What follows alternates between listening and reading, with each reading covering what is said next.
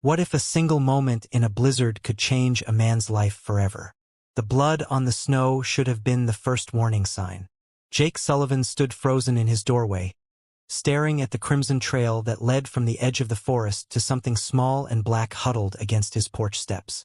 The Montana blizzard howled around him, but all he could hear was his heart pounding in his ears, the familiar rhythm that had kept him alive through 3 tours in Afghanistan.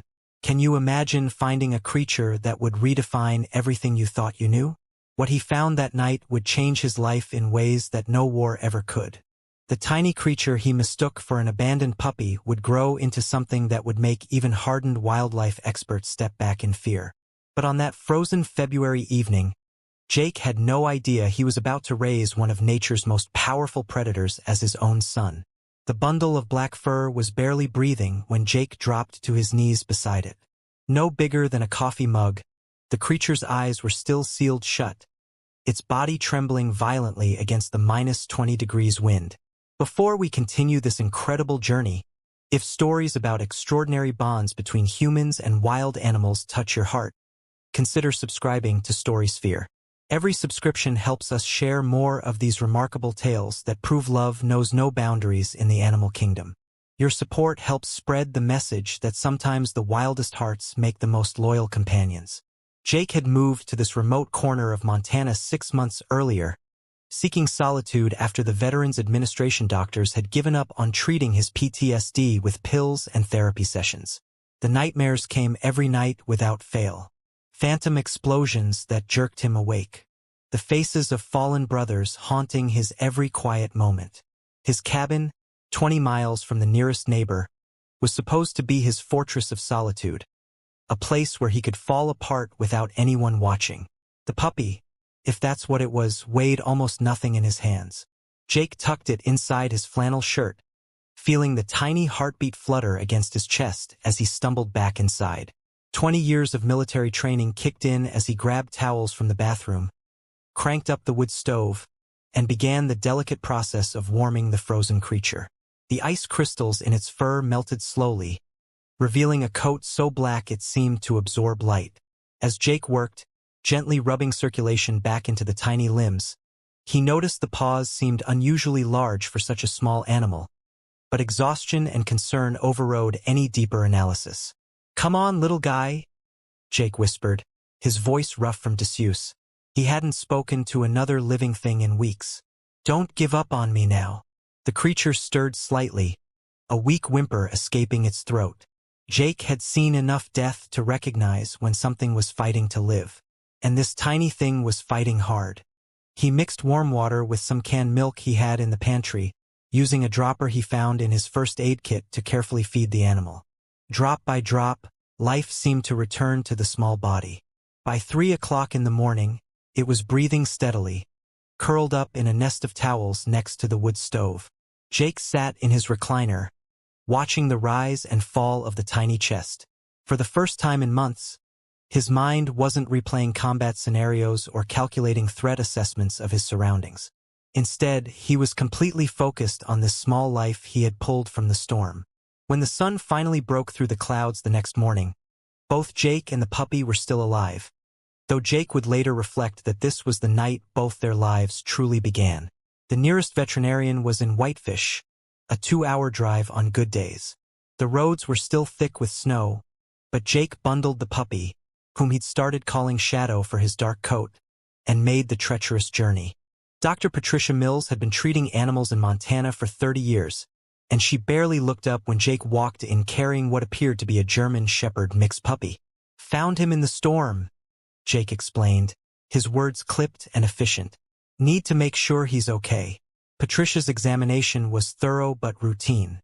"Probably about 2 weeks old," she said, checking Shadow's gums and teeth.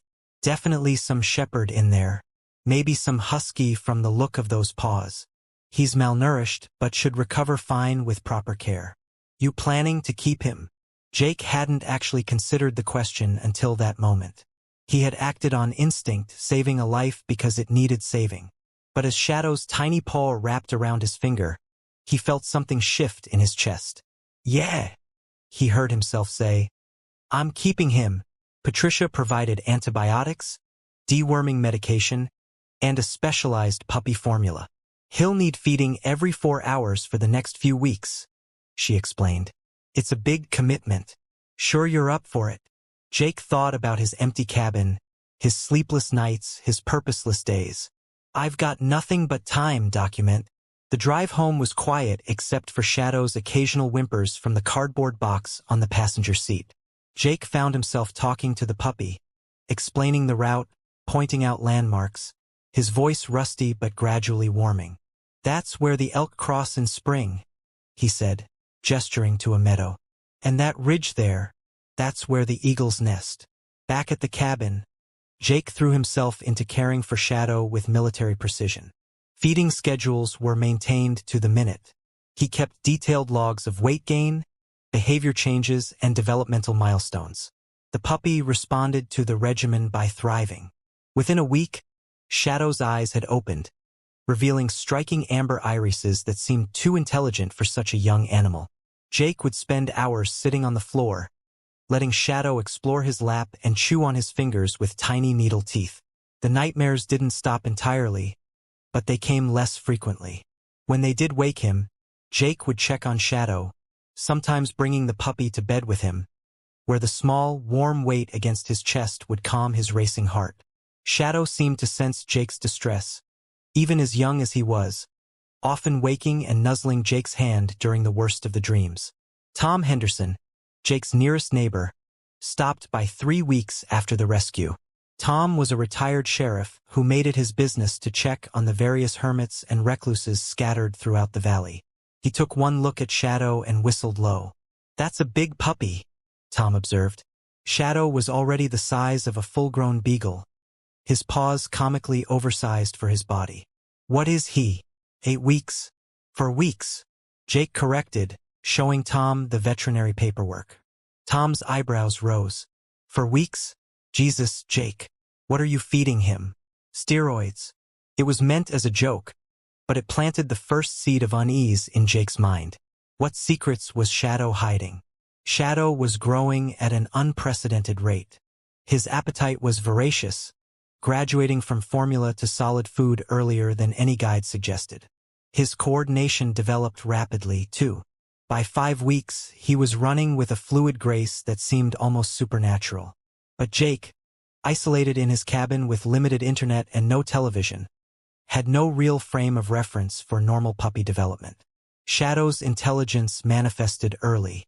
He learned his name within days, came when called, and seemed to understand complex commands that Jake hadn't even intentionally taught. When Jake said bedtime, Shadow would trot to his blanket by the stove. When Jake grabbed his coat, Shadow would wait by the door. It was as if the animal could read his intentions before he fully formed them himself. The bond between them deepened with each passing day. Jake found himself structuring his entire routine around Shadow's needs. Morning walks became adventures through the forest, with Shadow displaying an uncanny ability to track scents and navigate terrain. The puppy showed no fear of the wilderness that surrounded them, moving through the trees with an inherent confidence that Jake found both impressive and slightly unsettling. By week 6, Shadow had tripled in size again. His black coat had grown thick and lustrous, with an undercoat so dense that snow barely penetrated it. His teeth, when Jake checked them, were longer and sharper than seemed normal. But what did Jake know about normal? He had never owned a dog before, had never been responsible for anything besides completing missions and keeping his soldiers alive. This was entirely new territory. The first truly strange incident occurred on a March morning when Shadow was 7 weeks old. Jake had let him out for his morning bathroom break and was making coffee when he heard a commotion in the yard. Racing outside, he found Shadow standing over a dead rabbit, blood on his muzzle, the kill clean and efficient. The puppy looked up at Jake with those amber eyes, tail wagging, clearly proud of his achievement. "How the hell did you catch a rabbit?" Jake asked the morning air. Shadow was not even 2 months old, but he had hunted and killed prey with the skill of an adult predator. Jake cleaned up the rabbit, disturbed, but rationalizing that some dogs simply had stronger hunting instincts. Mountain dogs needed to be tough, after all. Patricia Mills wasn't available when Jake called the veterinary clinic for advice, but the receptionist assured him that some puppies were just natural hunters. Probably has some wolf hybrid in him, she suggested casually, not knowing how prophetic her words would prove to be. The comment should have sparked more concern. But Jake was too absorbed in the day-to-day reality of caring for Shadow to think deeply about it. The puppy, despite his unusual size and abilities, was affectionate and loyal. He followed Jake everywhere, slept pressed against his legs, and seemed to understand Jake's moods better than any human ever had. When anxiety crept up Jake's spine, Shadow would appear at his side, leaning against him with solid, reassuring weight. When nightmares woke him, Shadow would already be alert, watching over him like a guardian. By the end of March, Shadow weighed 40 pounds. His paws were enormous, his head broad and powerful, his legs long and muscled. When he stood next to Jake's kitchen table, his head nearly reached the surface. Neighbors who occasionally stopped by began making comments that grew increasingly concerned. "Jake, that's not a normal dog," Tom said during one visit, watching Shadow pace the cabin with fluid, predatory grace. "I've seen a lot of dogs in my time, and that's something else." "He's just big for his age," Jake defended, though doubt gnawed at him. "The vet said he might have some husky in him." Tom looked skeptical but didn't push. Mountain folk minded their own business, and if Jake wanted to raise whatever Shadow was turning into, that was his choice. But Tom made a mental note to keep his own animals locked up tight when he got home. The truth that Jake wasn't ready to face was becoming increasingly obvious. Shadow's howl, when he first voiced it on a full moon night in early April, was not the bark howl of a dog. It was something primal, something that reached into the primitive part of Jake's brain and made every hair stand on end. The sound carried for miles across the valley, a mournful, powerful call that spoke of wild places and ancient freedoms. Other signs accumulated like evidence Jake wasn't ready to examine. The way Shadow's eyes reflected light in the darkness, glowing like green fire, his preference for raw meat over kibble. The way he moved through the forest in absolute silence despite his increasing size. The way other dogs reacted to him with immediate submission or terror. The way he watched the tree lean at night, alert to movements and sounds Jake couldn't perceive. But for Jake, Shadow was salvation. The dog, or whatever he was, had given him purpose again. The rigid structure of care and training, the physical exercise of their increasingly long hikes, the companionship that asked nothing but presence. All of it was slowly piecing Jake back together. His medication sat untouched in the cabinet. His therapy appointments were forgotten. Shadow was healing him in ways no human intervention had managed. As April turned to May, Shadow's growth showed no signs of slowing. At what Jake believed to be 3 months old, Shadow weighed 70 pounds of pure muscle and sinew. His coat was magnificent, so black it had blue highlights in the sun, thick enough that Jake's fingers disappeared when he petted him. Those amber eyes held an intelligence that sometimes made Jake feel like he was the pet, not the other way around. The pivotal moment came on a May evening when Shadow was supposedly 14 weeks old. Jake had been splitting wood behind the cabin when he heard it. A deep, rumbling growl that made his blood freeze. He turned to find Shadow standing between him and the forest edge, hackles raised, lips pulled back to reveal teeth that were definitely too long, too sharp, too numerous for any dog breed Jake knew. A mountain lion emerged from the trees, drawn perhaps by the scent of the deer Jake had processed the day before. It was a big male, probably 200 pounds, and it looked at Jake like he was nothing more than another meal option. Jake's rifle was inside the cabin, 20 feet away. He gripped the axe handle, knowing it would be useless against those claws and teeth. Shadow moved forward, placing himself firmly between Jake and the cat. The sound that came from his throat was nothing like a dog's warning bark. It was a roar of challenge, a promise of violence that made the mountain lion pause. Shadow, at 70 pounds, should have been nothing but a snack for the big cat. But something in his posture, his voice, his presence, spoke of a predator recognizing another predator. The standoff lasted perhaps 30 seconds, though it felt like hours to Jake. The mountain lion eventually backed away, melting into the forest with a final snarl of displeasure. Shadow maintained his protective stance until the threat was completely gone, then turned to Jake with tail wagging as if he had just performed a simple trick. Jake sank to his knees, adrenaline making his hands shake as he buried them in Shadow's thick fur. "What are you, boy?" he whispered. "What are you really?" That night, Jake sat at his computer using his limited internet to research. He typed in Shadow's characteristics: the size, the growth rate, the hunting ability, the vocalization, the eye color, the coat, the behavior. The results that came back made him close the laptop with trembling fingers.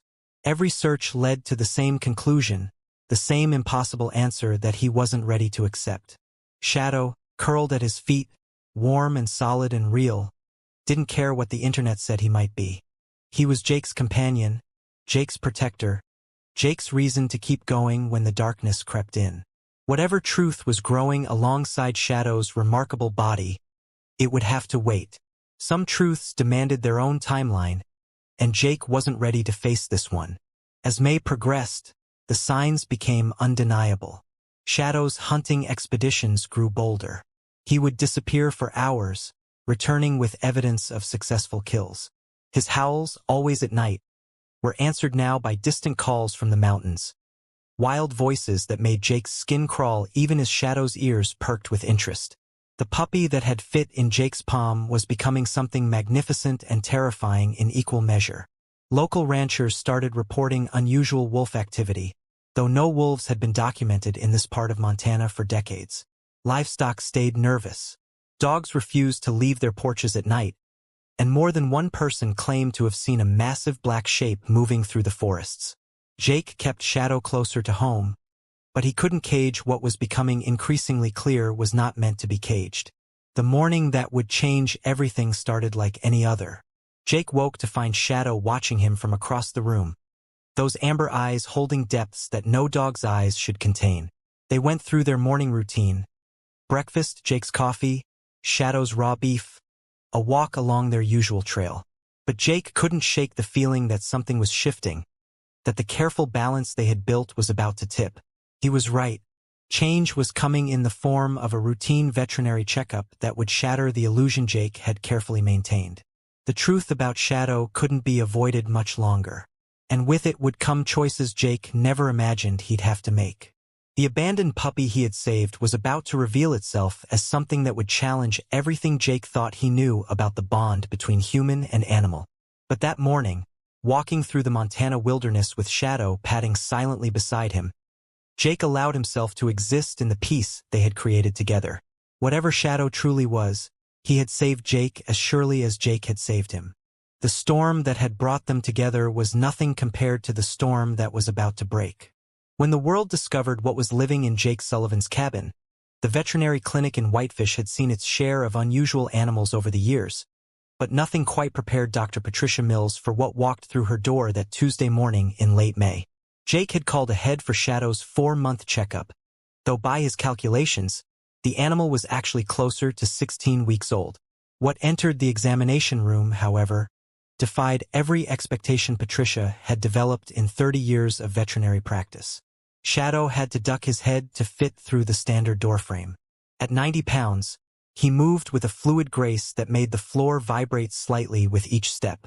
His shoulders were broad and powerful, his chest deep, his legs long and built for endurance running. When he looked at Patricia with those penetrating amber eyes, she took an involuntary step backward, her primitive brain recognizing something that her rational mind was still trying to deny. "This can't be the same puppy you brought in 3 months ago," Patricia said, her voice carefully controlled even as her hands trembled slightly. "Jake, this animal is the size of a fully grown Great Dane, but he's built like what, Doc?" Jake asked, though he already knew what she was struggling to say. The word hung unspoken between them, too impossible to voice in the fluorescent normality of the examination room. Patricia approached Shadow slowly, her movements deliberate and non-threatening. To her surprise, Shadow sat calmly, allowing her to run her hands over his body, though his eyes never left her face. His muscles were hard under the thick black coat, his bone structure massive and different from any domestic dog she had ever examined. When she looked at his teeth, she had to suppress a gasp. The canines were nearly 2 inches long, designed for gripping and tearing, not the teeth of an animal meant to eat kibble from a bowl. "Jake, I need to be straight with you," Patricia said, stepping back from the examination table that Shadow made look comically small. "This is not a dog. I don't know how or why, but what you have here is not any breed of domestic dog I've ever seen." Jake's jaw clenched, a muscle ticking in his cheek. "He was dying in the snow. I couldn't just leave him." "I'm not saying you did wrong," Patricia replied gently, "but we need to figure out what he actually is. There are legal implications, safety concerns, not to mention the biological impossibility of what I'm looking at. Would you consent to a DNA test?" The wait for results was supposed to take 2 weeks. Patricia expedited it, paying extra from her own pocket because she had to know. She had to understand what was standing in her clinic, wearing a collar and leash like a pet when every instinct in her body screamed that this was an apex predator. During those 2 weeks, Jake found himself watching Shadow with new eyes. The animal's behavior became impossible to rationalize as mere dog quirks. Shadow had started patrolling the perimeter of Jake's property each night, marking territory in a wide circle that encompassed several acres. His howls, which came every evening now, were being answered by multiple voices from the deep wilderness. Conversations in a language Jake couldn't understand, but that made his hair stand on end. The hunting had escalated, too. Shadow no longer bothered with rabbits or squirrels. Jake had found the remains of a young deer not 100 yards from the cabin, taken down and partially consumed with surgical precision. The kill had been clean, professional, the work of an animal that knew exactly where to bite to cause instant death. When Jake confronted Shadow about it, the animal had simply looked at him with those intelligent eyes, as if to say, "This is my nature. Take it or leave it." But it was the protective behavior that affected Jake the most. Shadow had appointed himself Jake's guardian, a role he took seriously enough that even Tom Henderson had stopped making surprise visits. The retired sheriff had made the mistake of approaching Jake from behind during a walk, and Shadow's reaction had been instantaneous and terrifying. No actual violence, just a positioning of his body, a rumble from his chest, and a display of teeth that made Tom freeze in his tracks until Jake called Shadow off. "That's not a pet, Jake," Tom had said afterward, sweat beading on his forehead despite the cool mountain air. "That's a weapon with fur." Jake wanted to argue, but how could he? Shadow was becoming something that challenged every definition of what a pet should be. Yet, when they were alone in the cabin, Shadow was gentle, affectionate, even playful in his own dignified way. He would rest his massive head on Jake's lap while Jake read, his weight a comforting presence. He seemed to sense Jake's moods with uncanny accuracy, providing distraction during anxiety attacks and quiet companionship during the dark moments when memories of war threatened to overwhelm. The DNA results arrived on a Thursday morning that started with unusual bird activity around the cabin. Ravens, dozens of them, had gathered in the trees, their harsh calls creating an ominous soundtrack. As Jake drove to the veterinary clinic, Shadow sat in the back of Jake's truck, alert to every movement, every sound, as if he knew something significant was about to happen. Patricia's face, when she handed Jake the results, told him everything before he even looked at the paper.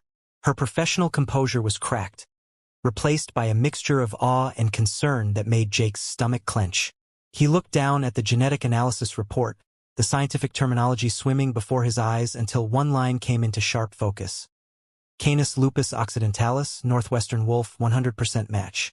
"This is impossible," Patricia said, pacing her office while Jake sat numbly in the chair, the paper trembling in his hands. "A pure wolf, not even a hybrid, Jake. Do you understand what this means?" Jake understood perfectly. He hadn't rescued an abandoned puppy. He had taken in a wolf pup, raised it as a dog, created a bond that shouldn't exist between a wild predator and a damaged human. Everything made sense now.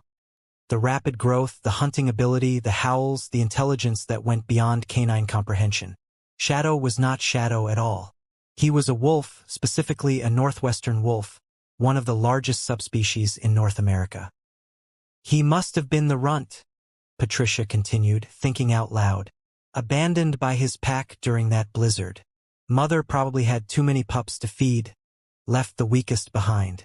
It happens in nature, cruel but necessary for survival of the pack. What do I do now? Jake asked, his voice hollow. The thought of losing Shadow, of having him taken away, made something in his chest constrict painfully. Patricia stopped pacing and looked at him with sympathy. Legally, you're required to report this to Fish and Wildlife. Keeping a wolf without permits is a federal offense. They'll want to relocate him to a sanctuary or reintroduce him to the wild. She paused, studying Jake's devastated expression. Realistically, you have some time to figure this out. But Jake, you need to understand the danger here. Wolves are not pets. As he matures, his instincts will become stronger. He could hurt you or, worse, hurt someone else. The drive home was silent, except for Shadow's occasional whine from the back, sensing Jake's distress. Jake's mind raced through possibilities, each more impossible than the last. He couldn't give Shadow up, not when the wolf was the only thing standing between him and the abyss of his PTSD. But keeping him was illegal, potentially dangerous, and ethically questionable. Was it fair to Shadow to keep him from his own kind? Was it safe for Jake to share his home with an animal capable of killing him with a single bite? That night, Jake sat on his porch with Shadow beside him, both watching the moon rise over the mountains. Shadow's howl, when it came, was different this time, mournful and questioning, as if he too understood that something had changed between them. The answering calls from the wilderness seemed closer tonight, more insistent. You belong out there, don't you? Jake said softly, running his fingers through Shadow's thick fur. With them, not with me. Shadow turned those amber eyes on Jake, and for a moment, Jake could have sworn he saw understanding there, maybe even disagreement. The wolf leaned against Jake's leg, a gesture of affection that seemed to say he had already chosen where he belonged. Over the next days, Jake threw himself into research about wolves, about their behavior, their needs, their social structures. What he learned both fascinated and terrified him. Wolves were apex predators, yes, but they were also deeply social creatures with complex emotional lives. They formed bonds that lasted lifetimes, showed loyalty that put humans to shame, and displayed intelligence that rivaled primates. The more Jake read, the more he understood that Shadow's behavior toward him was not typical wolf behavior at all. Somehow, impossibly, Shadow had imprinted on him as family. The first test came a week after the DNA results when a pack of actual wolves appeared at the edge of Jake's property. Jake woke to find Shadow standing at the window, every muscle tense, watching 5 wolves arranged in a semicircle at the treeline. They were magnificent creatures, but none had Shadow's pure black coat or impressive size. The alpha, a grizzled gray male, took a step forward and howled, a clear invitation or challenge. Jake's hand moved to his rifle, but Shadow turned and looked at him, actually shaking his head in a gesture so human-like that Jake froze. The wolf padded to the door and waited. Against every instinct, every piece of common sense, Jake opened it. Shadow walked out slowly, his movement confident but not aggressive. The pack watched him approach, their body language shifting from curiosity to submission as they seemed to recognize something in him that Jake couldn't perceive. The gray alpha lowered his head slightly, not quite submission, but acknowledgement. For 10 minutes, Shadow stood among his own kind, and Jake waited for him to disappear into the forest where he belonged. But Shadow turned back. He walked away from the pack, back to Jake's porch, and sat down beside the human who had raised him. The message was clear, he had made his choice. The pack melted back into the forest, and Jake sank to his knees, overwhelmed by the magnitude of what had just happened. You chose me, he whispered, and Shadow leaned into him, nearly knocking him over with his weight. Word started spreading through the valley about Jake's unusual dog. People talked in the general store, at the gas station, in the diner where Jake never went, but where his story traveled anyway. Most dismissed it as mountain folk exaggeration, but some, especially the ranchers who had lost livestock to wolf predation, started asking uncomfortable questions. Jake knew he was living on borrowed time. Someone would eventually report him to the authorities, or Shadow would do something that couldn't be explained away as aggressive dog behavior. But each day that passed strengthened the bond between them. Shadow learned to modulate his behavior around the few humans he encountered, never showing aggression unless Jake was threatened. He even tolerated Tom Henderson's occasional visits, though he watched the retired sheriff with unblinking attention that made Tom sweat. The transformation in Jake was even more remarkable than Shadow's impossible growth. The nightmares hadn't disappeared entirely, but they came rarely now. The hypervigilance that had made grocery shopping an ordeal had mellowed into manageable awareness. He hadn't touched his anxiety medication in weeks. The constant mental replay of combat scenarios had been replaced by a focus on Shadow's training and care. The wolf had done what no therapy could accomplish, given Jake a purpose that pulled him out of his own damaged mind. Patricia called regularly, checking in under the pretense of following up on Shadow's health, but really monitoring the situation for signs of danger. She hadn't reported the DNA results to anyone, a violation of protocol that could cost her license. But she had seen something in Jake's eyes that day, a desperation that spoke to her healer's heart. She justified it by telling herself she was observing a unique situation, gathering data on human-wolf bonding that could be valuable to science. "How's he doing?" she would ask. "Growing," Jake would answer, which was an understatement. Shadow now weighed 120 pounds and was still putting on muscle. "But good. We're good. Jake, you know this can't last forever." "I know." But knowing and accepting were two different things. The incident that would force Jake's hand came on a humid July evening when Shadow was nearly 6 months old, though he looked like a fully mature wolf. A group of hikers, lost and panicking as darkness fell, stumbled onto Jake's property. Shadow's response was immediate and protective, placing himself between Jake and the strangers with a display of territorial aggression that left no doubt about his nature. The hikers fled the moment Jake called Shadow back, but not before one of them captured the encounter on a cell phone. Within days, the video was circulating on social media with captions like, "Montana man keeps wild wolf as pet. Is this legal?" The attention Jake had desperately wanted to avoid was coming whether he was ready or not. Tom Henderson showed up the next morning with a grim expression. "Fish and Wildlife will be here within the week," he warned. "Someone from the state office called me asking questions. Jake, you need to decide what you're going to do."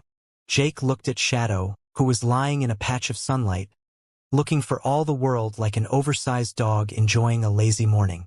But Jake knew better. He had seen Shadow take down a full-grown elk 3 days ago, had watched him communicate with the wild pack that still visited periodically, had felt the primal power contained in that black-furred body. "What would you do?" Jake asked Tom. Tom was quiet for a long moment, watching Shadow watch them with those two intelligent eyes. "I had a partner once," he finally said. "Best cop I ever worked with.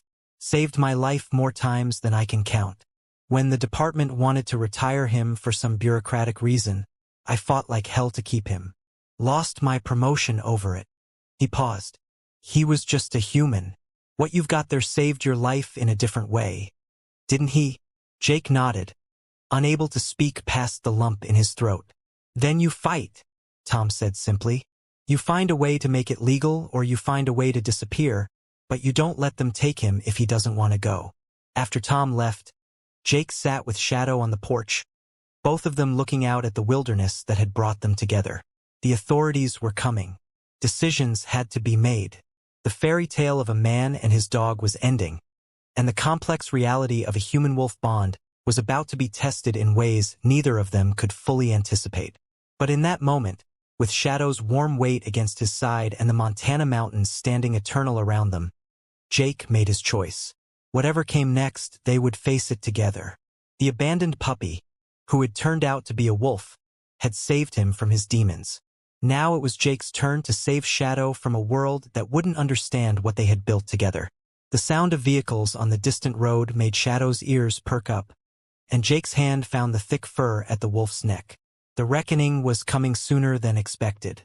Everything they had built, the trust, the love, the impossible bond between warrior and wolf, was about to be put to the ultimate test. The convoy of official vehicles that wound up Jake's dirt road on that July morning looked like an invasion force. 2 trucks from Montana Fish and Wildlife, a sheriff's cruiser, and a veterinary transport van designed for large animal capture. Jake watched them approach from his window, his hand resting on Shadow's broad head. The wolf stood perfectly still, his muscles coiled with tension, sensing the threat these visitors represented. "Easy, boy," Jake murmured, though his own heart was racing with the familiar rhythm of impending combat. "We knew this was coming." Dr. Patricia Mills was with them, Jake noticed, her presence both a comfort and a betrayal. She had held out as long as she could, but when the video went viral, she had no choice but to confirm what she knew. Her face through the windshield looked pained, apologetic. The lead officer was a man named Richard Brennan, a 30-year veteran of wildlife services who had seen every possible variation of human-wildlife conflict. He approached Jake's porch with the weary authority of someone who expected compliance but was prepared for resistance. His hand rested casually on his tranquilizer gun, a gesture that made Shadow emit a low growl that seemed to vibrate through the floorboards. "Mr. Sullivan," Brennan began, his voice professionally neutral, "we've received multiple reports and video evidence that you're harboring a wild wolf without proper permits. We're here to assess the situation and take appropriate action." Jake stepped out onto the porch, Shadow immediately positioning himself between Jake and the officers. "He's not wild," Jake said simply. "I raised him from 2 weeks old. He's never known any life but this one." Brennan's expression softened slightly, but his stance remained firm. "That may be true, but the law is clear. Wolves are a protected species and cannot be kept as pets. The animal needs to be relocated to a licensed facility or reintroduced to an appropriate wild habitat." "His name is Shadow," Jake said, his voice carrying the quiet authority of someone who had commanded men in battle. "And he's not going anywhere he doesn't want to go." The standoff lasted several tense minutes. Shadow never moved from his protective position, his amber eyes tracking every human present with an intelligence that made several officers step back unconsciously. His size was intimidating enough, but it was the controlled power, the sense of a predator choosing not to attack, that made the situation feel like a powder keg waiting for a spark. Patricia finally broke the silence. "Richard, may I?" She approached slowly, her movements careful and non-threatening. "Jake, we need to find a solution here. Shadow is magnificent, but you have to understand the liability. If he hurts someone, even accidentally, it's not just him who pays the price. It's you.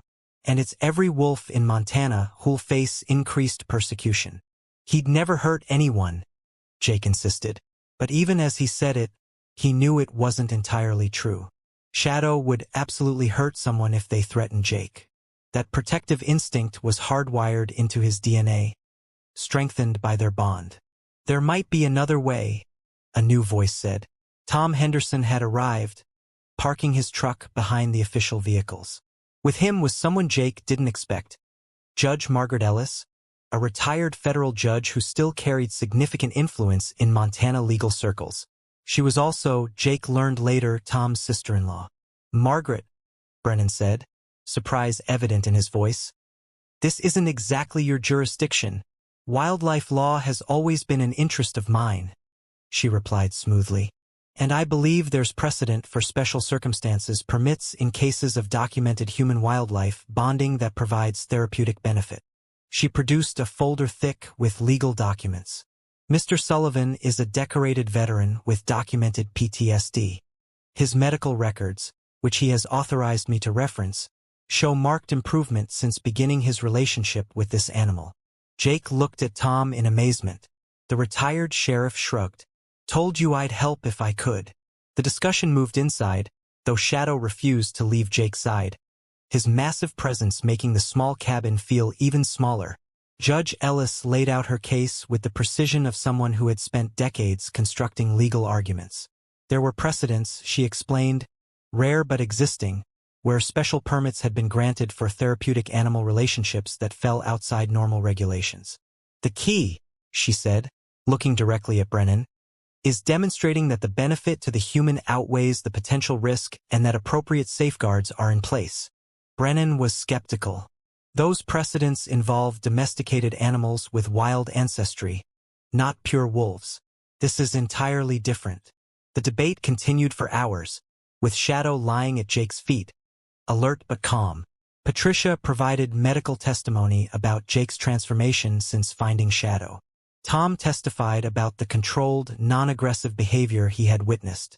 Even some of Jake's neighbors had shown up, curious about the commotion, and several spoke up about how Shadow had never shown aggression toward them or their animals. It was late afternoon when everything changed. A scream from outside sent everyone rushing to the porch. One of the wildlife officers was backing away from the tree-line, his face pale with terror.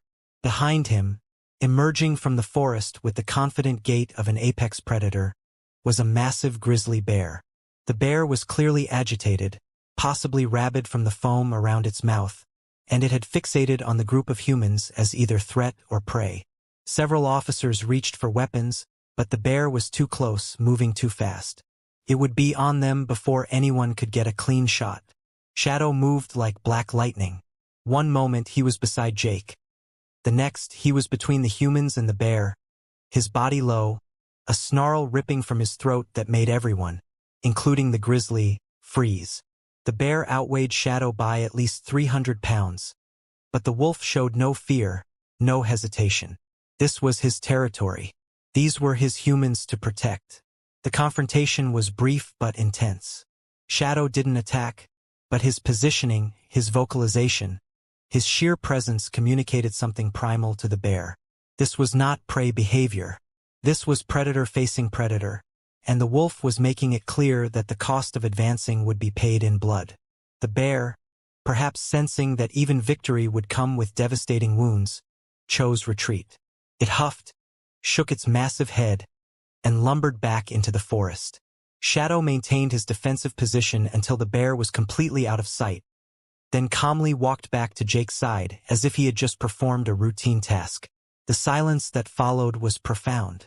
Everyone present had just witnessed something that challenged their understanding of animal behavior. A wolf raised by a human had just risked his life to protect not just his bonded human, but strangers, some of whom were there to take him away. Brennan was the first to speak, his voice shaky. That bear would have killed someone, maybe several someones. Shadow just saved our lives, one of the younger officers said, awe evident in his tone. Judge Ellis seized the moment. Gentlemen, I believe you just witnessed exactly why this bond should be protected, not severed. This is not just a wild animal living with a human. This is a partnership that benefits both species. The mood had shifted dramatically. The officers who had arrived ready to tranquilize and remove a dangerous wild animal were now looking at Shadow with something approaching respect. Brennan ran a hand through his gray hair, his professional duty warring with what he had just experienced. There'd need to be conditions, he said slowly, and Jake's heart leaped with hope. Regular inspections, secure fencing, liability insurance, no public appearances, and absolutely no breeding. Agreed, Jake said immediately. And if there's any aggressive incident, any attack on humans or livestock, the permit is immediately revoked. Understood, Jake replied. Patricia spoke up. I'd be willing to provide ongoing veterinary supervision. Document the relationship for scientific purposes. This could be valuable research into human-wolf bonding. Over the next 2 hours, they hammered out an agreement. It was unprecedented, possibly legally questionable, but it was a solution that everyone could live with. Shadow would be registered as a therapeutic support animal under a special exotic species permit. Jake would have to meet strict requirements, submit to regular inspections, and maintain massive liability insurance, but Shadow could stay. As the convoy prepared to leave, Brennan approached Jake privately. You know this is extraordinary, right? We're bending a lot of rules here. I know, Jake replied. Thank you. Brennan looked at Shadow, who was watching the interaction with those unsettling, intelligent eyes. That wolf would die for you, and I for him, Jake said simply. Brennan nodded slowly. Take care of each other then, and for God's sake, keep him away from people who don't understand what they're looking at. After everyone left, Jake sat on his porch with Shadow, the adrenaline of the day finally fading into exhaustion. The wolf leaned against him, a warm, solid presence that grounded him in reality. They had won against all odds. The abandoned puppy who turned out to be a wolf could stay with the broken soldier who had turned out to be healable. The story of Jake and Shadow spread throughout Montana and beyond. Though Jake did everything possible to avoid publicity, scientists wanted to study them. Documentary makers wanted to film them. Animal rights activists wanted to use them as either a positive example or a cautionary tale, depending on their stance. Jake refused them all. This wasn't about making a statement or proving a point. This was about two damaged souls who had found healing in each other. The months that followed were not without challenges. Shadow's wild,